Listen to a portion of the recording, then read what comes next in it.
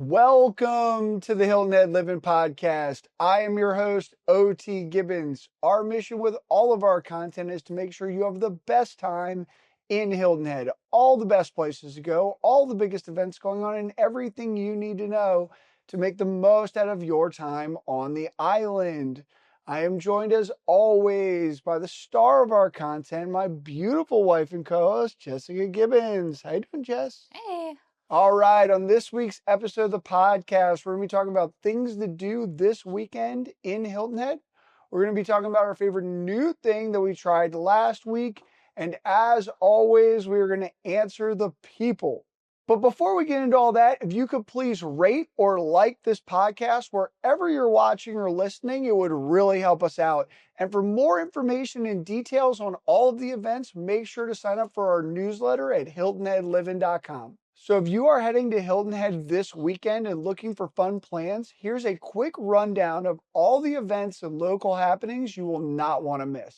This week's first event is Mary Poppins at the Hilton Head Prep High School from October 15th through November 19th.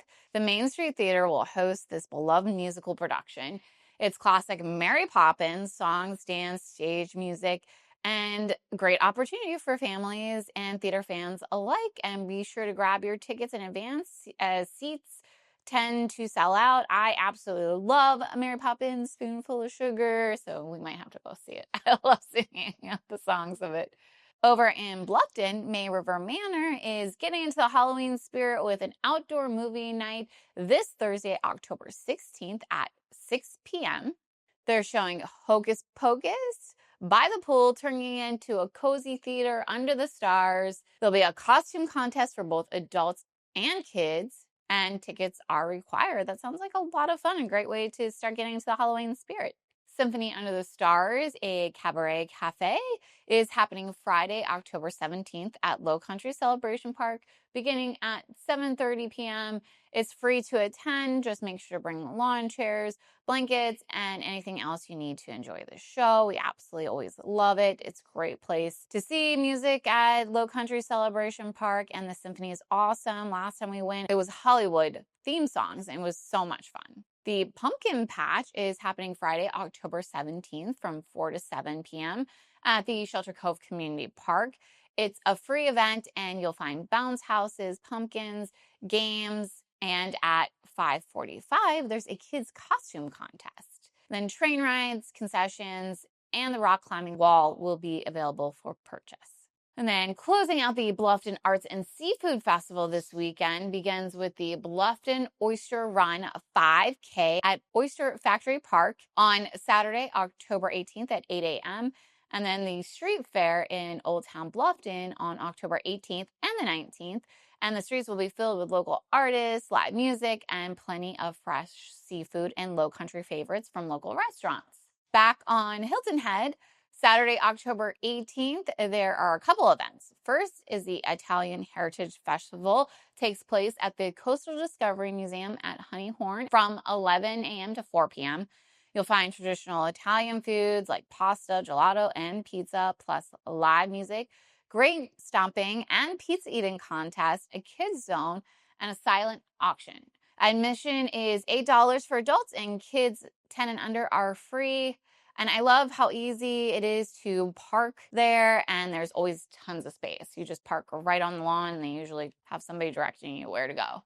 The Gullah Food Festival will also take place at the Gullah Museum from 11 to 4 p.m. And you can taste authentic Gullah and Low Country dishes along with cultural storytelling, music, and performances. Tickets run around $15 for those 13 and up, and about $5 for kids ages 4 to 12. Then lastly, hop aboard Sea Pine's Halloween wagon ride and enjoy a spooky journey around the forest preserve. Along the way, you can enjoy Halloween-themed games for kids, and costumes are encouraged, and reservations are required. So that's everything happening in Hilton Head this weekend. Now we're going to talk about some community events and some sporting events that have occurred in the last week or so that we're trying to cover.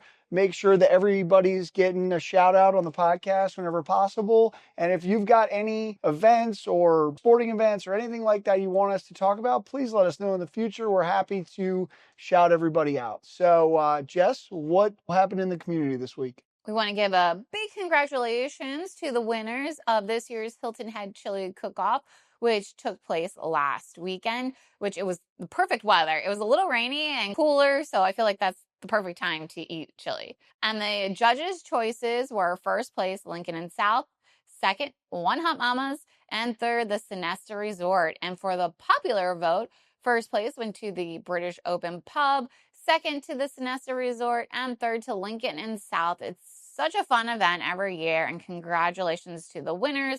And this is, again, fall is the perfect time to go eat some chili. And another big shout out to the Hilton Head Prep varsity girls and boys swim teams. Both are now state champs.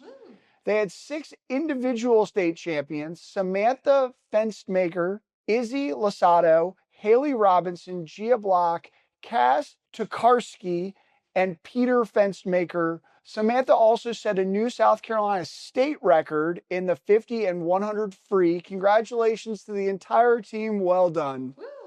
So congratulations to everyone that had any sporting event or any of the community events this past weekend.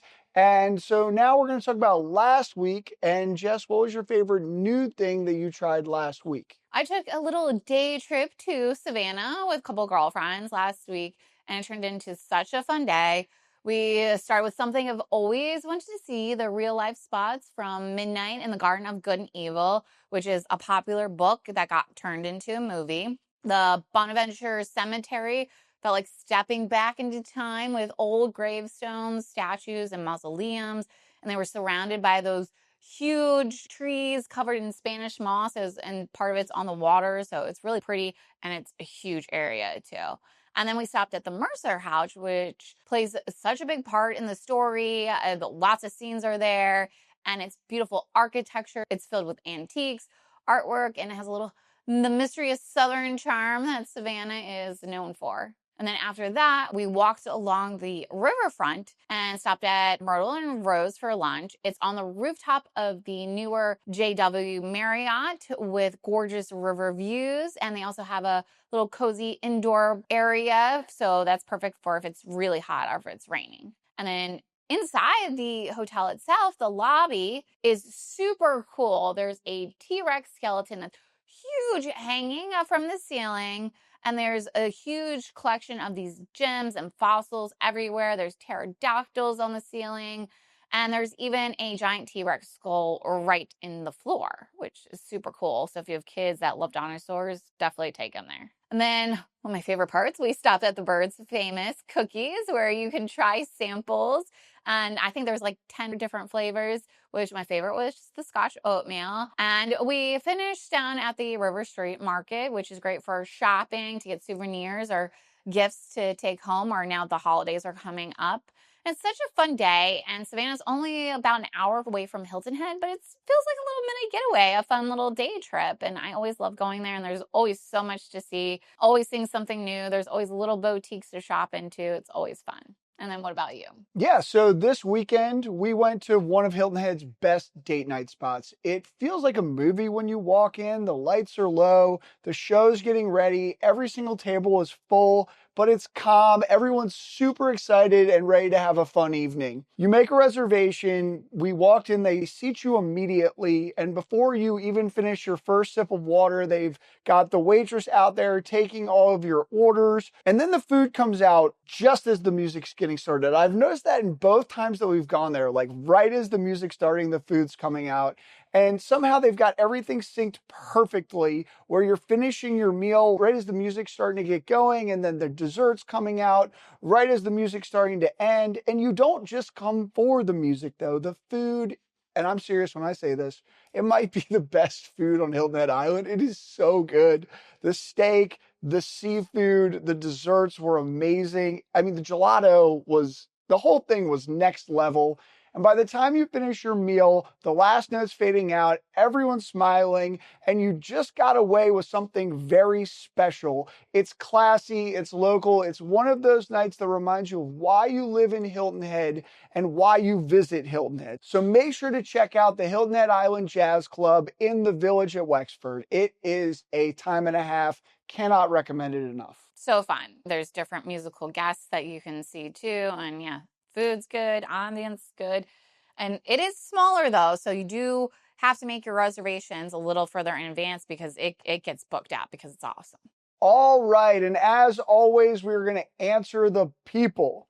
And the question we've been getting asked most often lately is about rainy day activities on Hilton Head Island. As anyone who lives here or anybody visiting knows, or anybody with a vacation booked knows, it has been raining a lot here on Hilton Head Island lately. We're in hurricane season. We're getting some wet weekends. It's been a rainier fall than usual, and we've all kind of felt it. And if you've got a trip planned, or if you're here right now and you're probably wondering, what do I do when the weather ruins my beach day? So we put together our favorite rainy day things to do in Hilton Head, places to go, eat, shop, explore, that'll still make your trip memorable, even if the sun never comes out. So we've mentioned a bunch before. So I do want to mention some other ones. So some will be off the island, but starting on Hilton Head, Hawaii Fluid Art in the Hatton Place is such a fun experience. They do fluid art classes where you pour all these different color paints. You pick out what colors you want onto a canvas or a vase, or they have tumblers. You can do wine glasses, charcuterie boards, and then you go back and forth and you create this beautiful one-of-a-kind pieces. You don't need any experience. They'll show you exactly what to do. It's relaxing, it's creative, it's fun, it's good for all ages. It's something unique you can take home.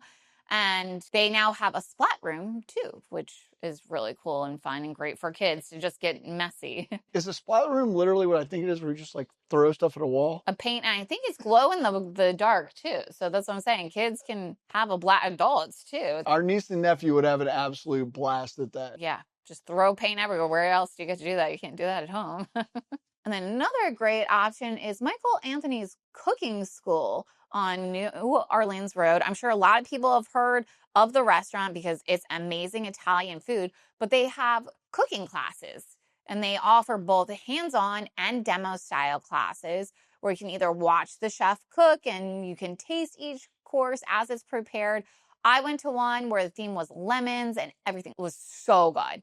And I actually came home and made the dishes too, which is fun to do. They give you a little recipe booklet to take home. And they also do a bunch of pasta and pizza making classes, which I really want to try one of those the next time they have them. The Sandbox Children's Museum is another favorite. Our niece and nephew absolutely love it there. It's filled with hands-on exhibits where you can pretend or build or explore. There's a play airplane where you can pretend like you're the pilot and fly around the island. There's a little grocery store and cafe where you can check things out and pretend to be shopping. Our niece loved that. There's a little pirate ship, and there's tons of creative stations with art, building blocks, water play. There's even an indoor slide that's always a hit. They have different parts for different ages, and there is a little outside part too if the weather is nice. And they have a special area for toddlers, so something for every age. And it's a fun place for the families and perfect way to spend a rainy morning or afternoon on Hilton Head. And then over in Bluffton, the Tanger Outlets is a solid rainy day fallback. And it's more than just outlet shopping. You've got your name brand stores everybody knows and love, but then there's also local, low country brands, and there's places to grab food, and there's easy walking routes, which are undercover, so you can just get some steps in. And there's also a salty dog cafe over there, and they have a t-shirt shop, so you can pause for some food, or you can pick up some low country souvenirs while you're there. And it's an easy place to spend a few hours and stay mostly indoors while still getting a little shopping in and steps in. And then for something a little more high energy, check out the indie karting and amusement. And it's not just go-karts. They've also got axe throwing, now duck pin bowling, and an arcade, and even a restaurant and lounge area. It's great for groups and families and just for letting out some energy on a rainy day. We went for just all adults for my brother-in-law's wife's birthday. It was rainy and we all still had a blast too. And then Station 300 is another local favorite. It's a bowling alley with a full arcade and restaurant. And my nephew actually had his birthday party there and he absolutely loved it. It's fun for all ages, all the boys, including OT and his brother, older, and dad. They were having contests at the arcade games and stuff. And it's perfect when you need something easy and indoors. And if you've got little kids, the Sunshine Playhouse is a great option. It's an indoor play cafe designed for kids 6 and under with a make-believe play village, a climbing structure, and tons of sensory and creative toys. And then parents can grab a coffee and relax, or they can get some work done while the kids are exploring during open play sessions. And they also offer birthday parties and special themed events. And then just a little further north in Okatee, it's really not that far and it's worth it. The Port Royal Sound Foundation Maritime Center is such a hidden gem. It's an educational museum focused on the Port Royal Sound ecosystem with aquariums, touch tanks with fish and reptiles, and exhibits about local wildlife and the low country coastal environment. It sounds slightly boring, but again, we took our niece and nephew. They loved it. They can kind of run around, they explore. You can hold some of the animals, a lot of fun, reach into the tanks and pet. And you can even walk out to their dock overlooking the sound if the weather isn't too bad. And if the weather is nice, they do offer kayak tours.